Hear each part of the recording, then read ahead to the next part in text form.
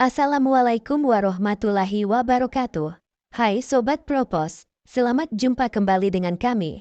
Semoga tayangan tentang sejarah dari Propos dapat menjadi referensi untuk Sobat semua. Sebelum kita lanjut, mohon dukungan untuk klik tombol subscribe, like dan share-nya dari Sobat semua, agar kami dapat terus semangat membuat video tayangan-tayangan bersejarah.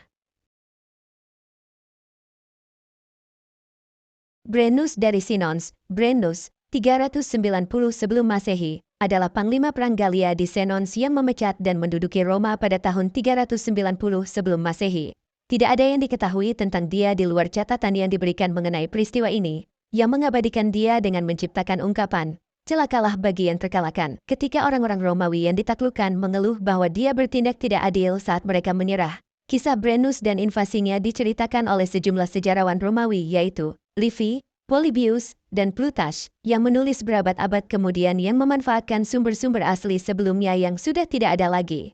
Menurut para sejarawan ini, suku Senons pertama kali terlibat dalam pengepungan kota terdekat Clusium, di sebelah utara Roma sekitar 75 mil atau 120 km, dan warganya meminta bantuan Roma. Delegasi Romawi tiba tetapi menghina kehormatan Senons yang kemudian meninggalkan Clusium untuk menyerang Roma. Mereka menghadapi tentara Romawi di Sungai Alia dan mengalahkan mereka, memaksa warga Romawi meninggalkan kota secara massal. Brennus merebut Roma tanpa perlawanan. Namun sekelompok kecil pembela telah membentengi diri mereka di Bukit Capitoline dan Brennus terpaksa mengepung untuk mengusir mereka. Ia akhirnya dikalahkan oleh Marcus Furius Camillus, 365 sebelum Masehi, yang datang dengan kekuatan yang dikumpulkan dari kota-kota terdekat. Brennus diasumsikan terbunuh dalam pertempuran setelah keluarnya dia dari Roma karena tidak ada catatan lebih lanjut tentang dia.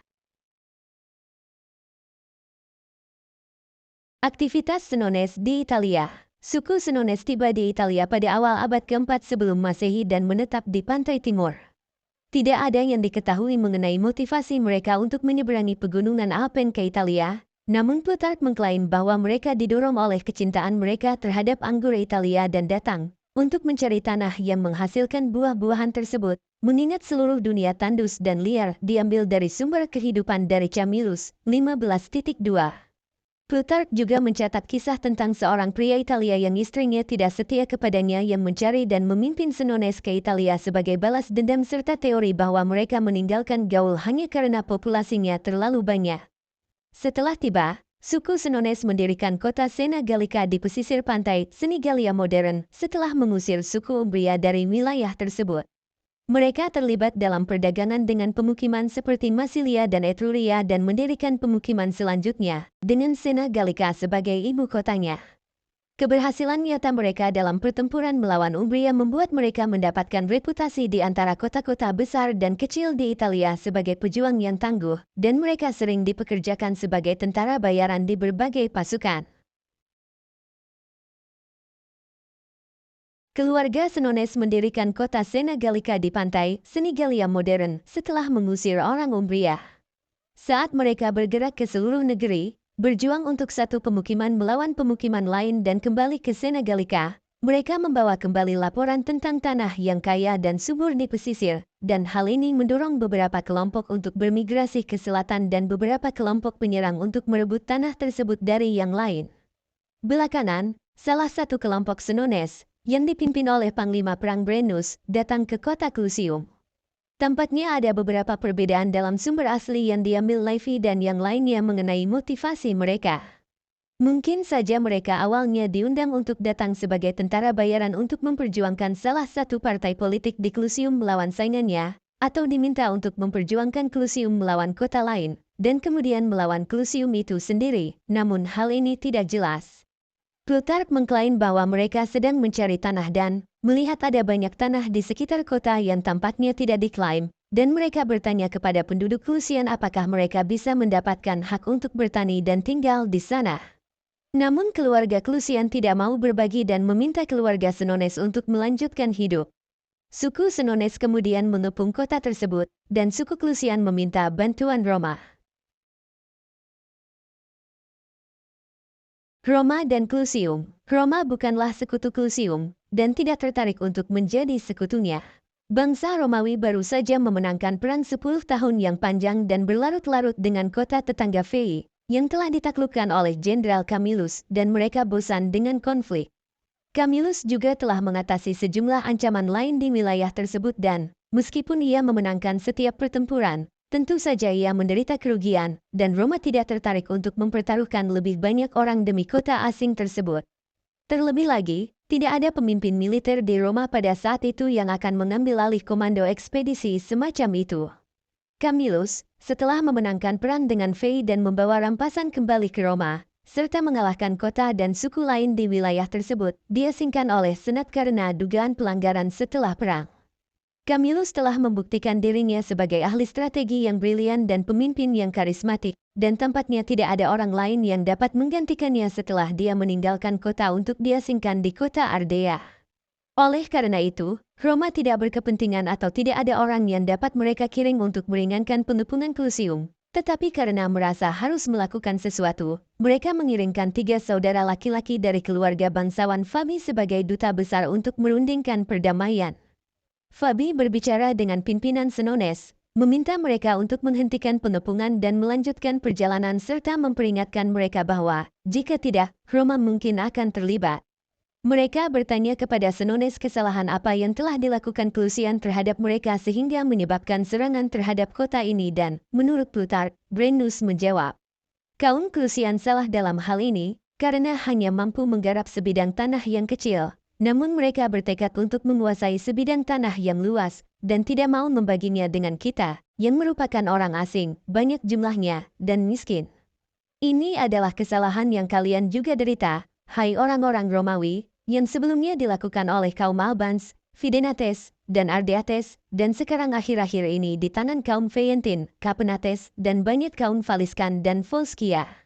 Kamu berbaris melawan bangsa-bangsa ini, dan jika mereka tidak mau berbagi harta benda mereka denganmu, kamu memperbudak mereka, merampas mereka, dan merobohkan kota-kota mereka hingga rata dengan tanah, bukan berarti dengan melakukan hal itu kamu secara bijaksana kejam atau tidak adil. Bukan, kamu hanya menaati hukum paling kuno yang memberikan kepada yang lebih kuat harta milik tetangganya yang lebih lemah di seluruh dunia, mulai dari Tuhan sendiri dan berakhir dengan binatang, itu binasa. Karena sifat mereka juga begitu diberkahi sehingga pihak yang lebih kuat berusaha untuk mendapatkan lebih banyak daripada yang lebih lemah. Oleh karena itu, berhentilah kamu mengasihani orang-orang Clusia ketika kita menepung mereka, agar kamu tidak mengajari orang-orang Galia untuk bersikap baik dan penuh belas kasihan terhadap mereka yang dianiaya oleh orang-orang Romawi. Diambil dari sumber, Kehidupan Camillus, 17,2-4. Fabi bersaudara menyadari bahwa pembicaraan lebih lanjut tidak ada gunanya, sehingga meninggalkan Senones dan pergi ke Clusium, di mana mereka mendorong Clusian untuk mengangkat senjata dan mengusir Senones dengan paksa. Keluarga Clusian melancarkan serangan, dan Fabi bersaudara bergabung dengan mereka. Salah satu pihak bersaudara, yaitu Quintus, membunuh seorang kepala suku Galia, dan ketika dia berhenti untuk menanggalkan baju besi pria tersebut, dia sempat dikenali oleh Brennus yang menuduhnya, dengan tepat, melanggar hukum negara-negara yang sedang berperang karena dia datang sebagai duta besar perdamaian tetapi justru malah mengangkat senjata untuk berperang. Brennus menghentikan pengepungan dan mengiring delegasi ke Roma menuntut agar saudara-saudara ditangkap dan diserahkan kepada mereka. Pertempuran Alia, ada banyak orang Romawi, menurut berbagai sumber, yang bersimpati dengan klaim Senons dan ingin Quintus diserahkan. Namun ada pihak lain, yang mempunyai kekuasaan lebih besar, yang tidak dapat mendukung keputusan ini. Quintus tidak hanya tidak ditangkap, tetapi dia dan salah satu saudara laki-lakinya diangkat menjadi tribun militer. Duta besar Senons marah, dan menyatakan bahwa pertempuran mereka bukan lagi melawan Clusium, tetapi hanya dengan Roma. Senons berbaris dari Clusium melalui sejumlah daerah berpenduduk padat tetapi tidak pernah menyentuh satu kota pun. Brennus meyakinkan orang-orang bahwa perjuangannya tidak ada di pihak mereka dan anak buahnya tidak akan menyakiti mereka dengan cara apapun. Dia hanya berniat ke Roma. Bangsa Romawi diperingatkan oleh bangsa Clusian bahwa Senons sedang dalam perjalanan ke Roma tetapi mereka tidak terlalu memperdulikan lawan mereka sehingga, menurut Livy, mereka tidak repot-repot memberikan persembahan yang pantas kepada para dewa untuk kemenangan atau berkonsultasi dengan para peramal. Mereka yakin mereka akan berhasil mengalahkan suku barbar yang merampok. Tentara dimobilisasi dan dikerahkan untuk menemui musuh di Sungai Alia. Mereka tidak repot-repot menempatkan kamp mereka dengan keamanan apapun, tidak membangun pertahanan, tidak menggali parit, dan, seperti yang ditulis Livy, telah menunjukkan pengabaian terhadap para dewa seperti halnya musuh, karena mereka membentuk tatanan pertempuran tanpa mendapatkan apapun. Mereka memperluas lini pertahanan mereka sepenuhnya di kedua sayap, membiarkan lini tengah tetap tipis, dan menempatkan pemain cadangan mereka, yang merupakan rekrutan baru tanpa pengalaman, di lini belakang di sisi kanan. Pasukan mereka berjumlah sekitar 15.000 menghadapi pasukan Senones yang berjumlah lebih dari 30.000. Ketika Brennus memberikan seruan perangnya, pasukan Senones maju, dan pasukan Romawi mendekat dalam posisi Palankes. Namun Brennus khawatir pasukan cadangan Romawi akan bergerak untuk menepungnya sehingga mengarahkan serangan kavalerinya bukan ke tengah melainkan ke kanan dengan sasaran pasukan cadangan. Para anggota baru mematahkan formasi di bawah serangan gencar dan melarikan diri, dan barisan itu hancur. Kepanikan melanda pasukan Romawi ketika pasukan Senones menerobos barisan mereka, dan seperti yang diamati oleh Livy, tidak ada yang terbunuh saat benar-benar bertempur, mereka ditebas dari belakang sambil menghalangi pelarian satu sama lain dalam kelompok yang kebingungan dan berjuang. Orang-orang yang selamat melarikan diri ke Veii, atau tempat aman lainnya di mana mereka dapat kembali ke Roma, namun hanya sepertiga atau kurang dari tentara Romawi yang selamat dari pertempuran Alia. Pengepungan Roma, Brennus pasti terkejut dengan nasib baiknya yang luar biasa dan memberikan kebebasan kepada anak buahnya untuk melucuti mayat-mayat itu untuk dijadikan senjata dan merayakan kemenangan mereka. Seandainya dia memberi perintah untuk segera mengejar orang-orang yang selamat dan bergerak menuju Roma, hasil akhir perangnya mungkin akan berbeda. Namun, pada kenyataannya, dia mengizinkan mereka yang melarikan diri untuk menyampaikan kabar kekalahannya ke kota. Hanya sepertiga atau kurang tentara Romawi yang selamat dari pertempuran Alia. Banyak warga yang melarikan diri tetapi sekelompok tentara yang mengambil posisi di Bukit Capitoline dan harta karun kota, terutama api abadi, dengan tergesa-gesa dibawa oleh para perawan Vestal bersama dengan sejumlah artefak suci. Para senator yang menolak untuk meninggalkan atau berlindung di bukit, mengenakan jubah terbaik mereka dan menunggu para Senons di forum. Ketika Brennus dan pasukannya tiba, gerbang Roma terbuka lebar dan tidak ada pertahanan yang terlihat. Khawatir akan jebakan, dia masuk dengan hati-hati tetapi tidak menemukan siapapun kecuali para senator yang segera terbunuh. Dia memerintahkan penjarahan kota dan melepaskan prajuritnya sebelum dia menemukan para pembela di bukit. Meskipun dia mencoba mengusir mereka, dia gagal dan akhirnya melakukan pengepungan. Camillus dan Brennus, para pembela Romawi mempunyai pertahanan yang kuat, sehingga pengepungan berlanjut dan makanan menjadi langka bagi Senones. Sementara pasukan tetap berada di Roma untuk menjaga pengepungan, kelompok penyerang dikirim untuk menjarah kota-kota terdekat untuk mendapatkan pasokan, dan salah satu dari mereka datang ke Ardea tempat Camillus tinggal di pengasingan. Dia memohon kepada para tetua kota untuk mengizinkannya memimpin pertahanan kota dan, jika dikabulkan, dia mempersenjatai orang-orang tersebut dan memimpin mereka menuju kamp Senones di dekatnya pada malam hari. Serangan mendadaknya berhasil dan hanya sedikit Senones yang selamat. Mereka yang melakukannya ditemukan berkeliaran di ladang keesokan paginya dan dibunuh. Berita kemenangan Camillus sampai kepada orang-orang Romawi yang selamat dari Alia di Veii dan mereka meminta Camillus untuk memimpin mereka dalam pertempuran melawan kekuatan yang mengepung Roma. Camillus, bagaimanapun, menolak, karena dia tidak mendapat persetujuan dari orang-orang Roma dan merupakan tindakan ilegal baginya untuk memimpin angkatan bersenjata ke kota tanpa izin mereka. Tampaknya tidak ada cara untuk mencapai hal ini, karena kota itu telah diduduki. Seorang pemuda bernama Pontius Cominius mengajukan diri untuk menyelinap ke Roma, menyampaikan permohonan mereka kepada orang-orang Romawi di atas bukit, dan kembali. Dia menyelinap melewati garis musuh pada malam hari, memanjat bagian luar Bukit Capitoline dan, setelah mengidentifikasi dirinya kepada para penjaga, ditarik melewati tembok. Dia menerima persetujuan untuk rencana tersebut dan berangkat dengan cara yang sama seperti saat dia datang, kembali dengan selamat untuk memberi kabar kepada Camillus.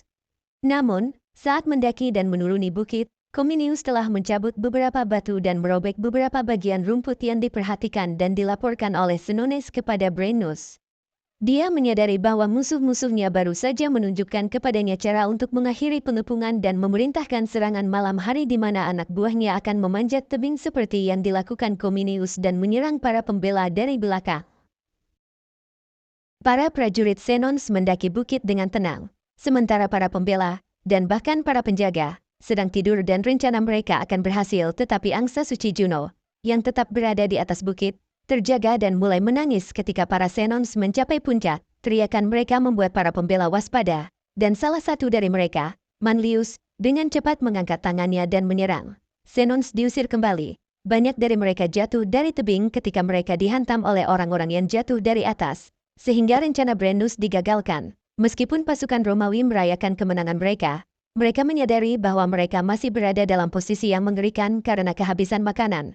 Para Xenons juga menjadi putus asa karena, sejak kemenangan Camillus atas para perampok di Ardea, mereka takut untuk mengirimkan lebih banyak kelompok untuk mencari makanan. Oleh karena itu, Tribun Romawi Sulpicius meminta perundingan dengan Brennus untuk mengakhiri pengepungan dan disepakati bahwa Romawi akan membayar 1.000 pon emas kepada Xenons untuk meninggalkan kota. Namun, ketika uang itu harus dibayarkan, para Xenons membawa beban mereka sendiri yang menurut orang Romawi tidak seimbang. Artinya orang Romawi akan membayar lebih dari yang disepakati. Ketika mereka mengeluh, Brennus dikatakan telah melemparkan pedang dan ikat pinggangnya ke timbangan dan, ketika Sulpicius bertanya kepadanya apa maksudnya, dia menjawab, celakalah mereka yang kalah.